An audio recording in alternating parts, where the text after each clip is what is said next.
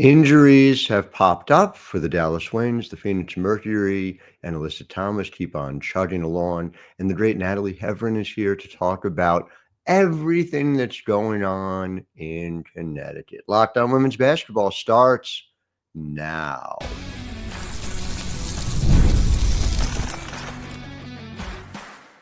You are Locked On Women's Basketball, your daily podcast on women's basketball. Part of the Locked On Podcast Network, your team every day.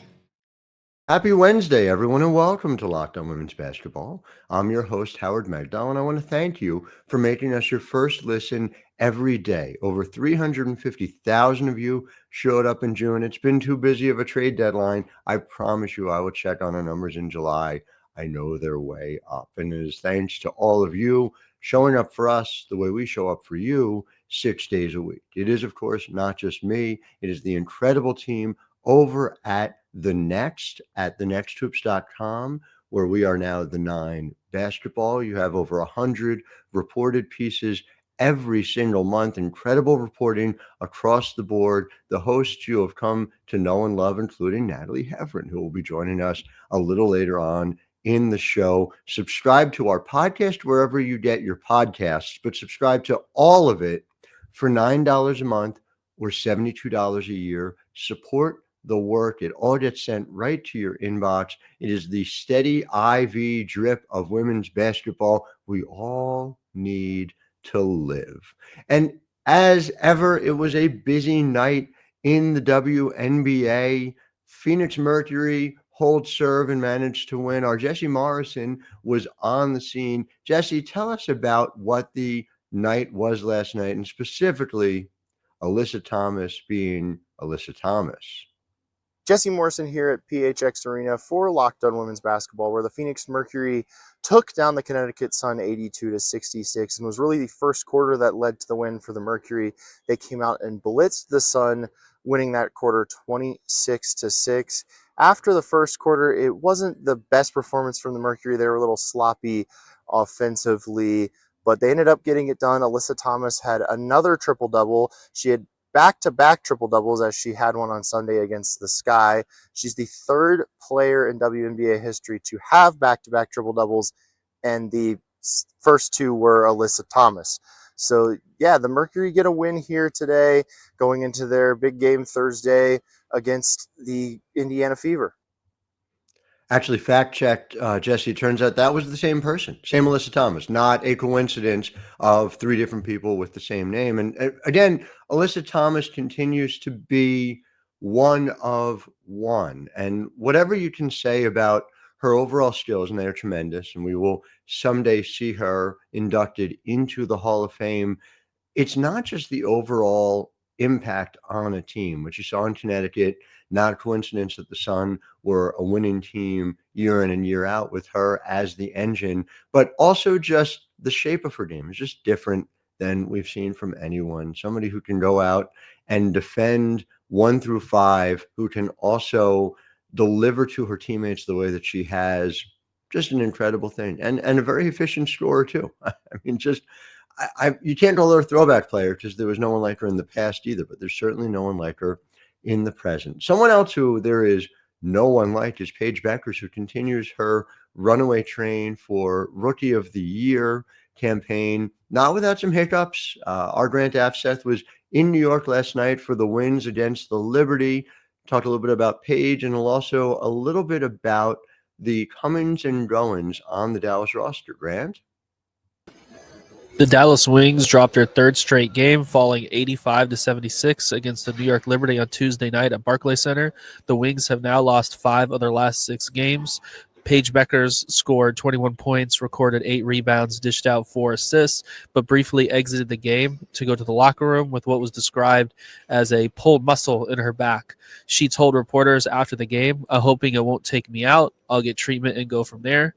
And then this was also the return game from an 18-game absence for Maddie Siegrist. She scored 13 points off the bench, was one of the team's strongest performers. She said to reporters that it felt really good to be back out there. I just wanted to play my role, bring energy, and stay ready for my moments.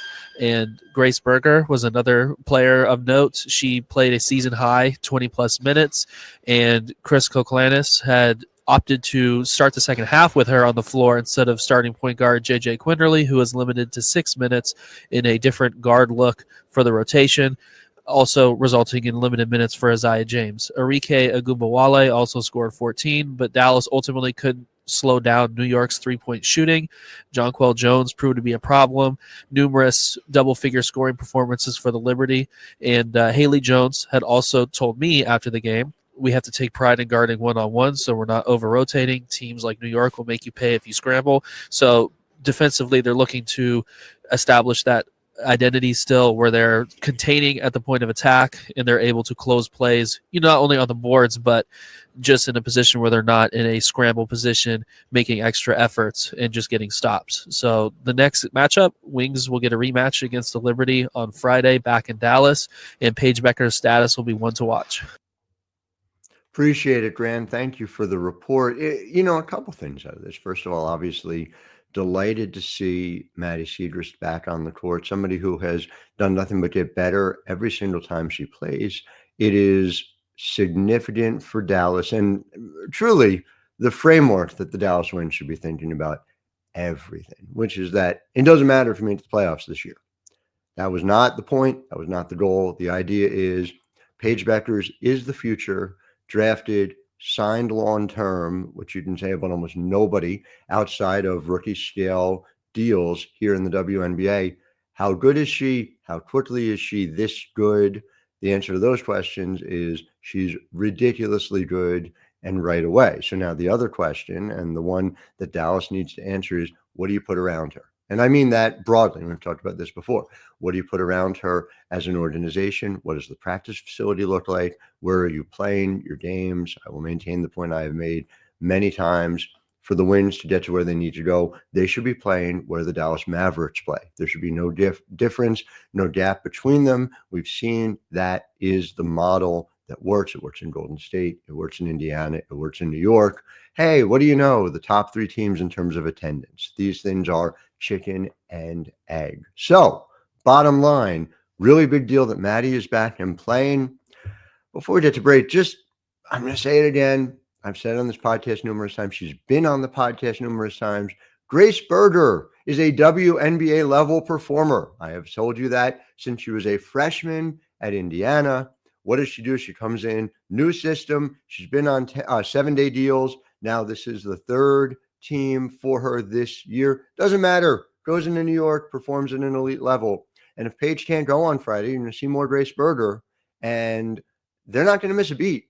She is a WNBA quality point guard. This is a position of scarcity. Ask the Chicago Sky. Ask the New York Liberty after Stewie went out. Grace Berger needs a regular role in this league. I say this not because I am fond of Grace Berger, although full disclosure, I am fond of Grace Berger. But you look at the numbers, you look at the performance, you look at the opportunity here. I told you this about Veronica Burton. Now you are seeing it in Golden State. It is the same thing with Grace Berger. Somebody give Grace Berger a regular full-time deal, protect it if you need to, install her as one of your point guards, and just relax. That's all you need to do. Anyway, we'll get into more Grace Berger, I'm sure, many times in the days, weeks, months, and years ahead. But after the break, we're going to talk to Natalie Heavren about the Connecticut Sun, who could also, by the way, use Grace Berger. Connecticut Sun, who employed the so-called problem, Jonquel Jones. Yeah, she's been a problem for opponents for a very long time. They employed Alyssa Thomas, but now in a fight for their very identity. Much more to come. I'm Howard Megdal. You're listening to Locked On Women's Basketball. Howard Megdal here, Locked On Women's Basketball. And Locked On Women's Basketball is brought to you by Game Time. Have you ever decided at the last minute to head to a ball game with friends or family? Maybe it's game day and suddenly you realize you want to be in the stands. Maybe your 11-year-old daughter suddenly says, look, I need to go see the New York Liberty right now. That often happens here in our particular home. That's exactly where Game Time comes in. It is the easiest way to grab last-minute tickets without the stress. With the money you save on tickets, you can splurge on food, drinks, merch, the latest LE drop, even invite a bigger group to come with you. Game Time makes it possible. Game Time is the official ticketing partner of Locked On MLB, making it easy to browse the app for an exciting Major League Baseball game. Again, Major League Baseball, it's a men's league. Men sometimes play sports professionally as well, with a bat and a ball. It's good. It's a fun thing to check out when there is no WNBA game in your area that night. So download the Game Time app, create an account, and use code LOCKEDONNBA for $20 off your first purchase. Terms apply. Again, create an account, redeem code LOCKEDONNBA for $20 off. Download the Game Time app today. Last minute tickets, lowest price, guaranteed. Howard Megdal here, Locked On Women's Basketball, and I am delighted to welcome Natalie Heavren to the stage. Natalie has done everything for us. She has covered the Atlantic 10 and continues to with distinction. She has covered the Connecticut Sun for us as well. You know her, of course, as a host here at Locked On Women's Basketball as well. I don't know, am I missing anything? Natalie, you've done like 8 things for us through the years. Oh, hold on, we're having trouble hearing you. Let's try again. Sorry about that. No worries. Oh, so yeah, did we miss any of your roles? No, I don't think so. Covering the WBL and all Covering the that WBL. historical stuff. That's correct. Just an amazing journalist, and we're excited to have you here. And Natalie's here for a couple of reasons, right? First of all, obviously your experience covering the Sun, but also within your family friend group, there's been Connecticut Sun tickets for a long time, I know. And so I want to get into the specifics of that, but just first to give our listeners an overview. The Connecticut Sun, for some time, rumors have swirled around whether they're going to continue in Connecticut, whether the Mohegan Sun or the Mohegan tribe is going to continue to own the team. And so we recently heard a few weeks ago that no, they were going to play in Connecticut for sure in 2026. And then over the weekend, we saw the Boston Globe report that a minority owner for the Boston Celtics was going to buy them and move them to Boston. And then the great Annie Costabile of Front Office Sports wrote a story that essentially pushes back on that idea that there is a local owner, Mark Lazary, who wants them to play in Hartford. I have lots of feelings about lots of things here. But Natalie, like, first of all, just what was your processing as you've been reading sort of the whiplash style of deals that we've seen over this period of time over the last few days? Oh, we're losing. We got you again on mute. Yep. There we go. Just got to charge the mic. You know, nothing like a little technical difficulty. But I think that it didn't come as a surprise to see that report about going to Boston. But I think what was more of a surprise was seeing that Hartford bid pop up right after. And I think this complicates the picture a little bit of just trying to see what's going to happen. I actually spent a good chunk of my Saturday afternoon playing mini golf with my husband.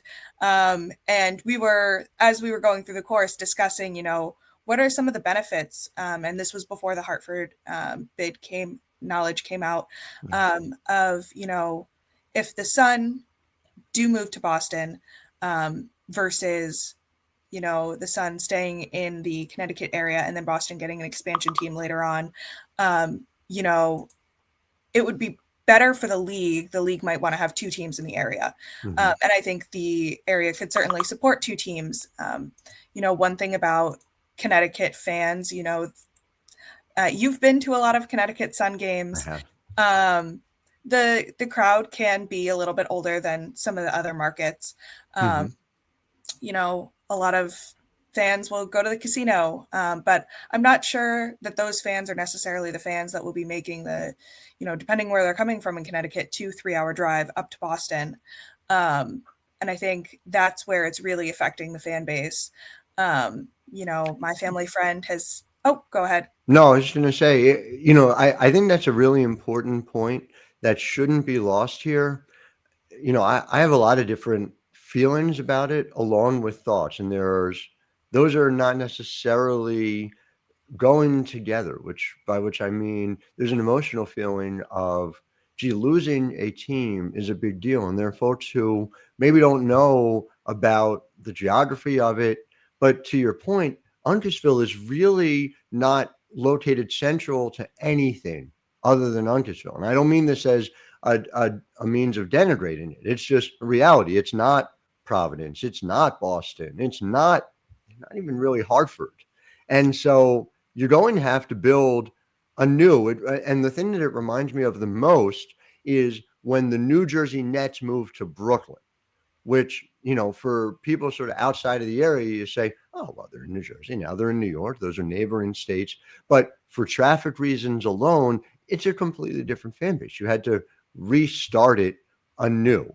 And so, yeah, you're chasing a different fan base, but you are leaving behind a fan base that goes along with it. Can you talk to me about just, that experience and what you've heard from, not only the people and the family friends who have tickets, but just, the Connecticut Sun ticket base writ large about this? Yeah, I haven't been to a game since the news came out. But my family friend has had tickets since the beginning.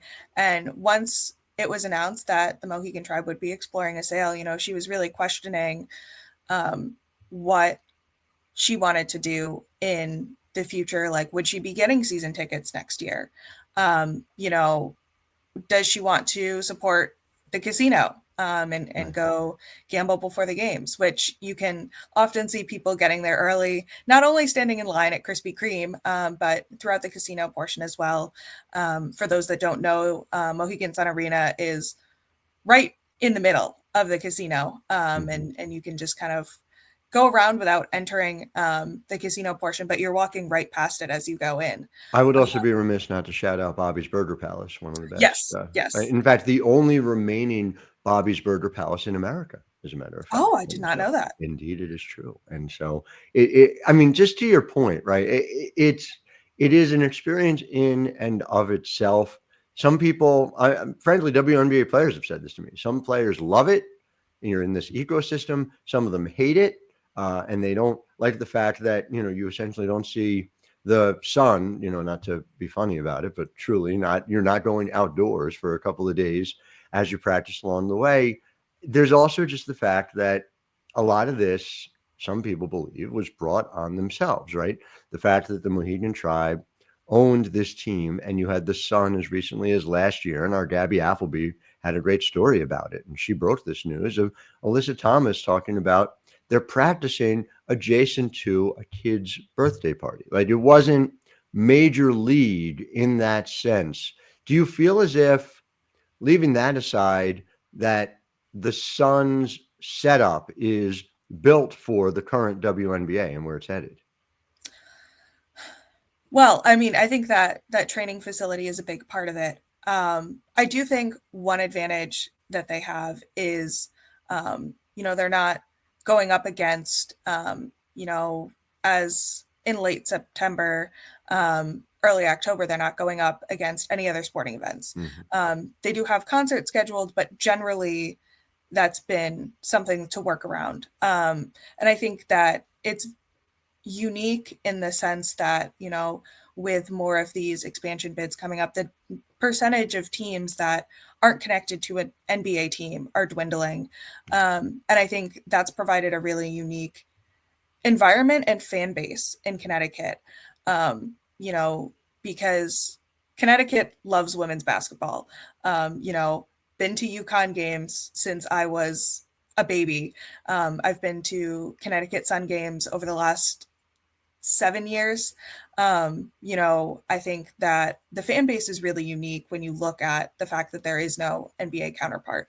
But I do agree that, a training facility is needed to keep up. So I think that ideal situation would be if that Hartford bid is able to come in with that money for a training facility or a plan for where they'll practice that is not a shared facility with, say, a 2-year-old's birthday party. I think what really hit home in that the Celtics minority owner coming in with that bid was, it was not only a bid to buy the team, it was also reported that there would be $100 million practice facility as well. I mean, all of that is true. I do want to talk about Hartford, the former XL Center. I have some questions about that too. It's not so obvious to me, one as opposed to the other, but more with Natalie Heavren talking about the Connecticut Sun possibly on the move. I'm Howard Megdal. You're listening to Locked On Women's Basketball. But first, Locked On Women's Basketball is brought to you by OpenPhone. And if you're running a business, and I am, you know that every missed call is money left on the table. Like somebody you call to try and find out, hey, can you do this? Can you come to work on the house? Can you come and fix the phone line? Whatever it is, first person doesn't answer. You don't wait around. You call the next person on your list. And that's why if you run that business, you need OpenPhone. OpenPhone is a #1 business phone system built to streamline and scale your customer communications, all from an app on your phone or computer. OpenPhone lets me manage business calls and texts from a single app. There's a shared inbox feature. So not only me, but my entire team can jump into any conversation right away. We don't miss a moment. So OpenPhone is offering my listeners 20% off for your first 6 months at openphone.com/lockedonnba. That's openphone.com/lockedonnba. And if you have existing numbers with another service, OpenPhone will port them over at no extra charge. OpenPhone, no missed calls, no missed customers. Howard Megdal here, Locked On Women's Basketball, joined by Natalie Heavren, talking about the Connecticut Sun. And so, Natalie, it's been a little while since so it's not the XL Center anymore in Hartford, right? What's it called now? It's People's Bank Arena. Oh, naturally, of course, People's Bank Arena. Same arena, though, right? Yes. They're just calling it something different. All right, so the last time I was there for a Connecticut game, it was about a year and a half ago. And I'm sorry, just to be clear, a University of Connecticut game about a year and a half ago. The corridors were not wide. The Huskies told me that this was not up to par in terms of the overall facility. Has there been construction since then? Have they changed it? Have they improved it? There have been upgrades. So how much better is it? I haven't seen the upgrades. They were done after the end of the season. I believe some of those, there was a tour for certain Connecticut media, but it was right around that Final Four. So I haven't seen it, but I know upgrades were made. I would love to see it, but that is a good point. The XL Center isn't necessarily the most up to date, but it does hold, I believe, 17,000-ish. Right. And we've seen it sold out. You and I have both been, and we've been there together for, you can fill that place. It's loud. It is a really good experience, to be sure. But so you're saying you think there's reason to believe, and we'll know better about this once the UConn non-conference schedule starts in earnest, and you or me or both of us are over there. But you think it might be AZ Fudd worthy? I think so. They definitely made, I believe it was upgrades to locker rooms and things like that. For those that aren't in Connecticut, it's also home to an AHL team, the Hartford Wolfpack. But again, they're not playing hockey in the summer. But I think that would definitely have to be investigated. I think that is the difficult thing of, you don't want to necessarily have the fan base abandoned and start over in Boston, but it is kind of a weird situation of there aren't a lot of professional teams in the North or in that kind of Connecticut, Rhode Island area. It's primarily Massachusetts, and then leaving New England close by, you have New York. So I think that is one thing that really made the Connecticut Sun unique. But I do agree that, they need somewhere worthy of a WNBA team. Can I ask that specifically? Yeah. Again, we talked about the fact that Uncasville to Boston is far enough away that effectively that's a new fan base. Mhm. Do you think that the Sun keep their fan base if there's a move from Uncasville to Hartford? We know people will travel for the Connecticut Huskies. Even that's a schlep.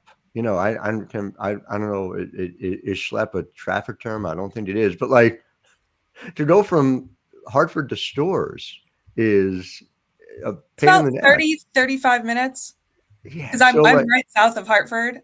without traffic, but there's always traffic. Yeah. Like most of us have to go through Danbury, and Danbury has traffic at 1 o'clock in the afternoon. And we're getting like very into the weeds here, but not like legitimately, like bigger picture for our audience. Like, will the Uncasville fans transfer to Hartford? Do you think, by and large? They might. And in part, this is what we talked about earlier. It's not Uncasville doesn't really have a lot around it. There are obviously some smaller towns down in Southeast Connecticut, but there's a lot of people in Central Connecticut. So maybe it's easier, but then you're also losing the convenience and attraction of the casino. But I think, if it stayed in Connecticut, that might be less, can't think of the word, but, fans might be less upset about it if it moved within Connecticut. I think, similar to how, and this is going back to before I was born, there were a lot of people in Connecticut that weren't happy when Robert Kraft was like, we're moving the Patriots to Hartford, and then pulled that back. I think maybe the same thing could happen if the Sun were moved to Boston. I mean, listen, before either of us were born, the idea that the Brooklyn Dodgers would move to Queens was considered a non-starter by a lot of those fans. And then what happened? They moved to LA, 3,000 miles away. And guess what? A huge percentage of that fan base of the Brooklyn Dodgers ended up rooting for the team in Queens, the New York Mets, after that, 5 years later. So there's what people say, and then there's what people do. And it's fascinating. I just put you on the spot here, if you don't mind, and say, from a overall fan base, franchise outcome, put it all together, what do you think is the best way forward right now? Where there are three on the table, there's presumably some either stasis ownership, or somebody buys in. It seems very unlikely. It would have to stay almost certainly with Mohegan Tribe, and it stays in Mohegan. They move to Hartford with Mark Lazary owner, and we know they have money. They have Milwaukee Bucks NBA money, or they go to Boston, and clearly there's a financial incentive to do that as well. What's best here? Because I truly don't know the answer. And it's okay if you don't. I'm just curious if you have a definitive conclusion now. I don't know. I don't know if I know. I think what's best is a complicated answer that we might not see yet. Because I think what's best is that if the team has a fan base, like a solid core fan base, but also has access to a practice facility and other training things and everything like that.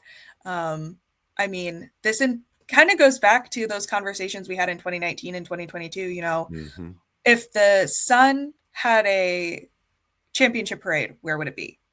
And we never had an answer to that.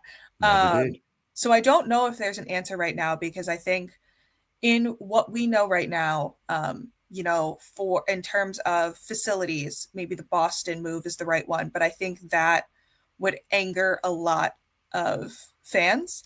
But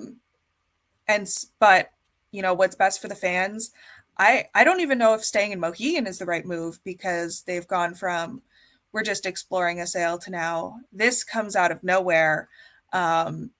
Or maybe not nowhere, but I don't think any of us were expecting this Boston Globe story on a Saturday afternoon while they're out mini golfing. No, I can confirm I was not. And I will just say, relative to that, when the Indiana Fever came to Connecticut last year and the Fever were selling out everywhere, the fact that they did not, I remember sitting with you and talking about this at the time, the fact that they did not sell out those two fever playoff games with Caitlin Clark coming to town was a red flag for us both. Mm-hmm.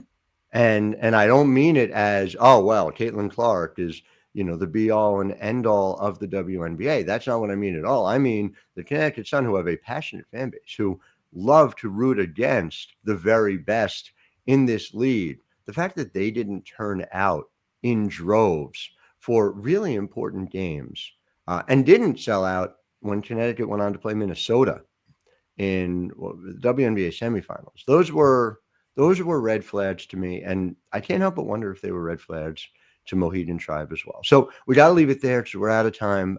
But obviously, there's a lot more to come on this. Natalie, we'll have you back. You'll be in the host chair, which will be an upgrade for everyone. Speaking of upgrades in the host chair, Chelsea Late will be with you tomorrow, taking you through the Thursday show. I appreciate you always for everything that you've done, dating back to pre-COVID. It's been a long time for us.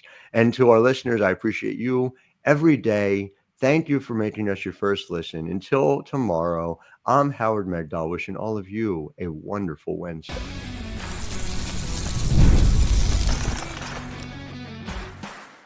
You are Locked On Women's Basketball, your daily podcast on women's basketball. Part of the Locked On Podcast Network, your team every day.